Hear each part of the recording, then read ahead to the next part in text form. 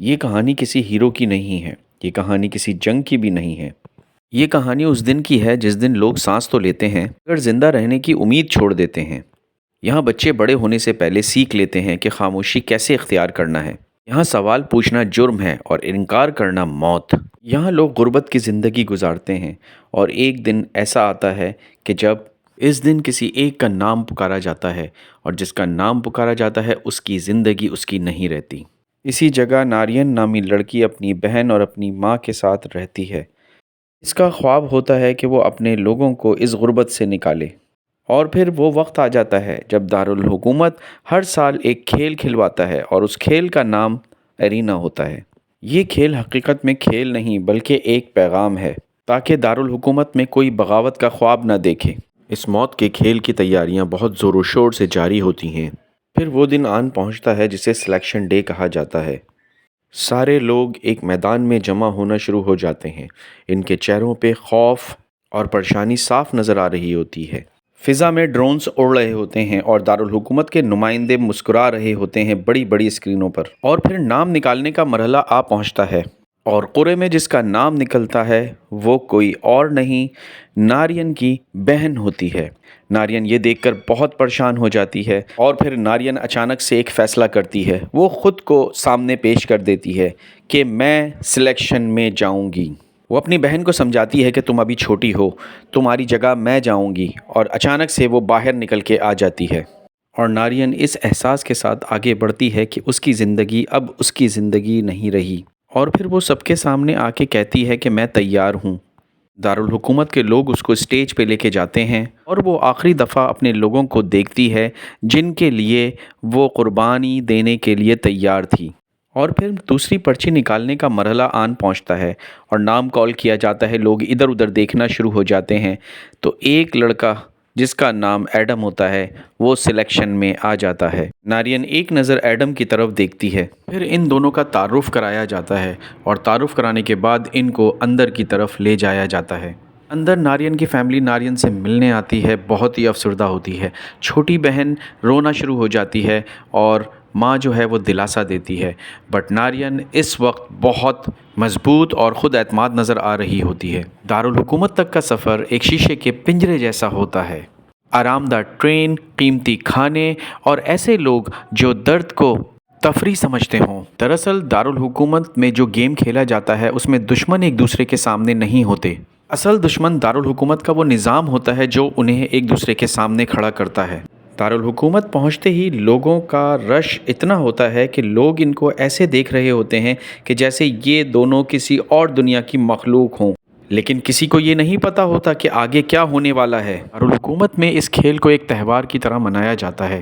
روشنیوں سے بھری سڑکیں، قہقہے، موسیقی، اور وہ لوگ جن کے لیے یہ صرف ایک تماشا ہے۔ گاڑیاں آہستہ آہستہ آگے بڑھتی ہیں اور لوگ ان لوگوں کو دیکھ کے خوشی سے جھومتے ہیں۔ ان کے چہروں پر خوشی ہے، تجسس ہے، لیکن کہیں بھی ہمدردی نہیں۔ یہ لوگ انہیں انسان نہیں دیکھ رہے ہوتے بلکہ کہانیاں سمجھ رہے ہوتے ہیں۔ نارین اور ایڈم بھی گاڑی میں بیٹھے ہوئے خاموش ہیں اور لوگوں کو دیکھ رہے ہیں۔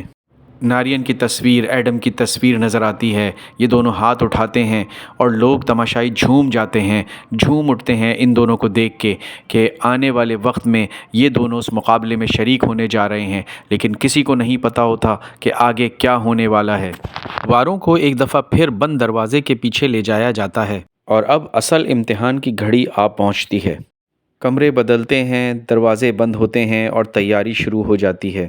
سارے کھلاڑیوں کی ایک دوسرے سے ملاقات کرائی جاتی ہے اور ان کی صلاحیت کو جانچا جاتا ہے کہ کون کتنا صلاحیت رکھتا ہے۔ ان کو یہ نہیں پتا ہوتا کہ یہ لوگ آزادی کی جنگ لڑنے جا رہے ہیں۔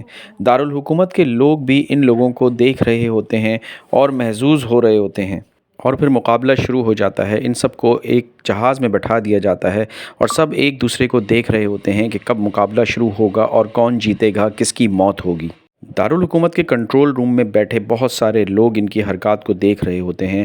وہ مکمل طور پہ مانیٹر کر رہے ہوتے ہیں کہ یہ لوگ جب مقابلے میں جائیں گے تو کیا کریں گے، کیسے کریں گے، سب کچھ نظر آتا ہے کیونکہ بہت سارے کیمرے لگے ہوئے ہوتے ہیں۔ نارین کو بھی دوسروں کی طرح ایک کیپسول میں بٹھا کے جنگل میں چھوڑا جاتا ہے جہاں مقابلہ شروع ہونے والا ہوتا ہے۔ نارین پہنچتے ہی بہت سارے لوگوں کو دیکھتی ہے جو مقابلے میں شریک ہوتے ہیں، اور ایک طرف اس کو ایک ایسی جگہ نظر آتی ہے جہاں بہت سارا اسلحہ پڑا ہوا ہوتا ہے ہر طرح کا، اور جس کو جو سمجھ میں آئے وہ اٹھا سکتا ہے۔ کاؤنٹنگ شروع ہوتی ہے اور پھر پہلے ہی چند منٹوں میں یہ سب لوگ بھاگ کے اسلحہ اٹھاتے ہیں، اور پھر چند منٹوں میں بہت ساری زندگیاں چلی جاتی ہیں۔ آرین یہ سب دیکھ کر ایک پل کے لیے کھڑی رہتی ہے کیونکہ اس کے دل میں دھڑکنوں کی آواز آ رہی ہوتی ہے۔ اس کے سامنے لاشیں پڑی ہیں، پیچھے دشمن اور اوپر کیمرے موجود ہیں۔ آرین اسلحے کی طرف نہیں بھاگتی، وہ بیگ اٹھاتی ہے اور جنگل کی طرف بھاگنا شروع کر دیتی ہے، لیکن اچانک سے پیچھے کوئی ایک وار کرتا ہے جس سے نارین گر جاتی ہے۔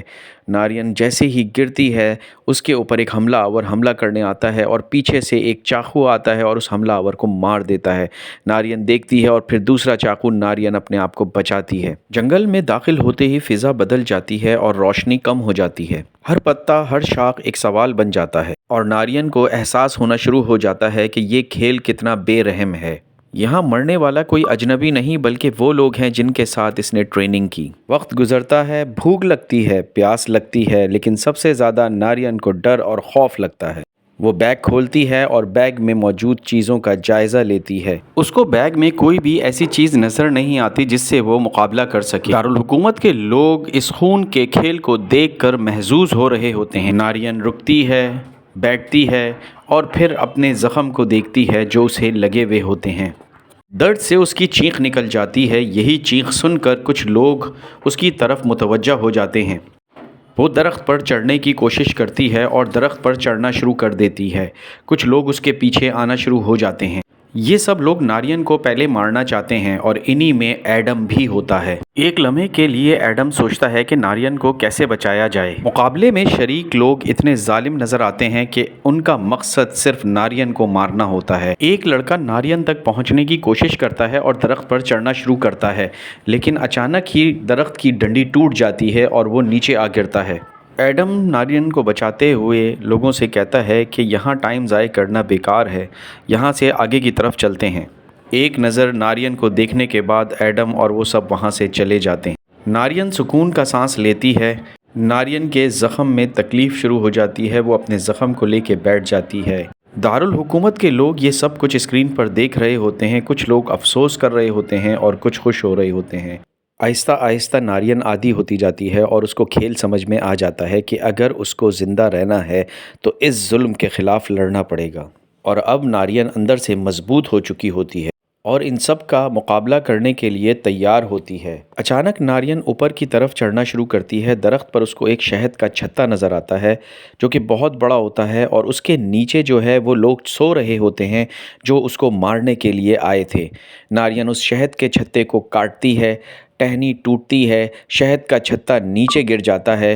جو لوگ سوئے ہوئے ہوتے ہیں ان پر شہد کی مکھیاں حملہ کر دیتی ہیں اور وہ بچنے کے لیے ادھر ادھر بھاگنا شروع کر دیتے ہیں۔ ان میں سے کچھ لوگ شہد کی مکھی کا شکار ہو جاتے ہیں۔ اب نارین آہستہ آہستہ آگے بڑھتی ہے اور اس کو یہ معلوم ہوتا ہے کہ یہاں پر دو آوازیں بہت خطرناک ہیں، ایک چیخ اور دوسری خاموشی۔ اچانک جھاڑیوں میں ہلچل ہوتی ہے، نارین رک جاتی ہے، سانس روک لیتی ہے۔ سامنے سے ایک امیدوار نکلتا ہے، عمر میں کم، چہرے پر خوف اور ہاتھ میں ایک ہتھیار جو شاید اس نے کبھی استعمال نہیں کیا۔ دونوں کی نظریں ملتی ہیں اور دونوں کے دل میں ہمدردی جاگ جاتی ہے اور دونوں ایک دوسرے کے ساتھی بن جاتے ہیں۔ دونوں کو معلوم ہوتا ہے کہ یہ ساتھ زیادہ دیر رہنے والا نہیں ہے۔ یہ دونوں ایک دوسرے کے ساتھ چند خوشی کے لمحے گزارتے ہیں اور ایسا لگتا ہے کہ دنیا تبدیل ہو گئی ہے۔ نارین اور وہ لڑکی مل کر پلان کرتے ہیں کہ اس جگہ پہنچا جائے جہاں پر 5 سے 6 امیدواروں نے مل کے کچھ سامان اسٹور کیا ہوا ہے اور ان پہ قبضہ کر کے بیٹھے ہوئے ہیں، اور وہاں پہنچ کر وہ اس سامان کو دیکھتی ہے۔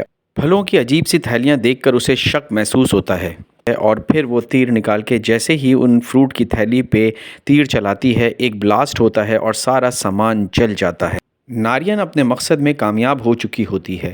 وہ ان سب کو لڑتا ہوا دیکھنا چاہتی ہے اور ایک ایک کر کے ختم ہوتا ہوا دیکھنا چاہتی ہے، اور پھر وہی ہوتا ہے، ان کے درمیان زندگی اور موت کا کھیل شروع ہو جاتا ہے اور ایک دوسرے کو مارنے لگ جاتے ہیں۔ نارین ڈر جاتی ہے اور یہاں سے نکلنے کی کوشش کرتی ہے اور جنگل کی طرف بھاگ جاتی ہے۔ جنگل میں جانے کے بعد وہ اپنی دوست کو ڈھونڈتی ہے، لیکن اس کی دوست کہیں بھی نظر نہیں آتی۔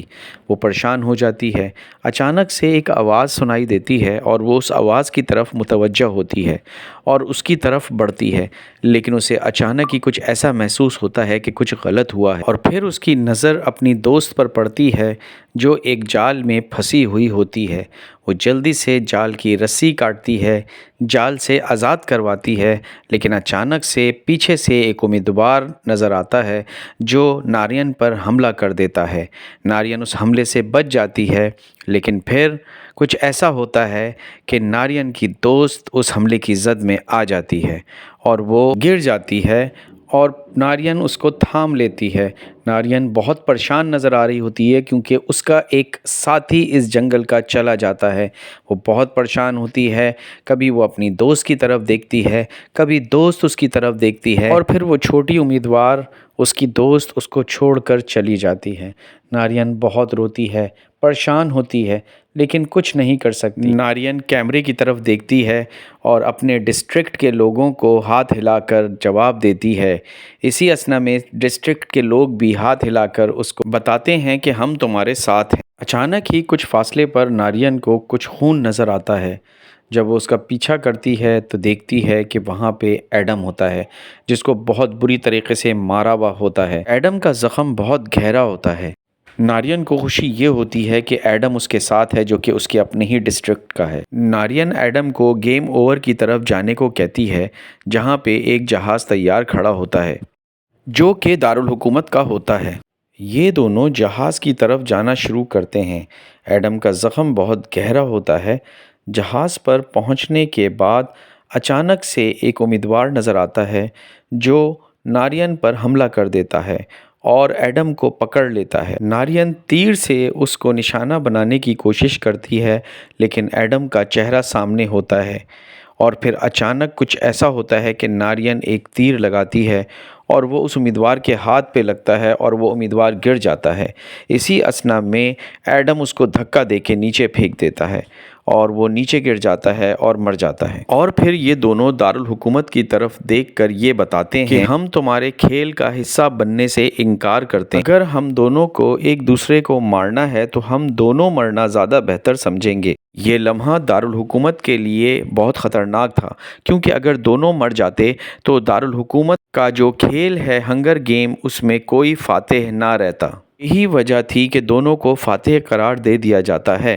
دارالحکومت میں ایک پروگرام رکھا جاتا ہے جہاں دونوں کو مدعو کیا جاتا ہے اور ان سے سوالات کیے جاتے ہیں۔ دارالحکومت کے لوگ بھی دیکھتے ہیں اور نارین اور ایڈم اس پروگرام میں فاتحوں کی طرح بیٹھے ہوتے ہیں۔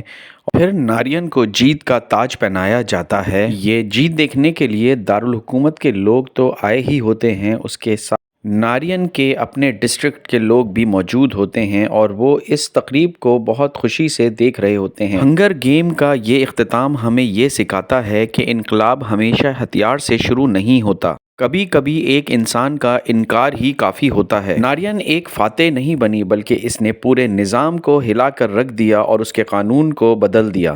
اس کے ساتھ ساتھ دارالحکومت کے لوگوں کو سوچنے پر مجبور کر دیا۔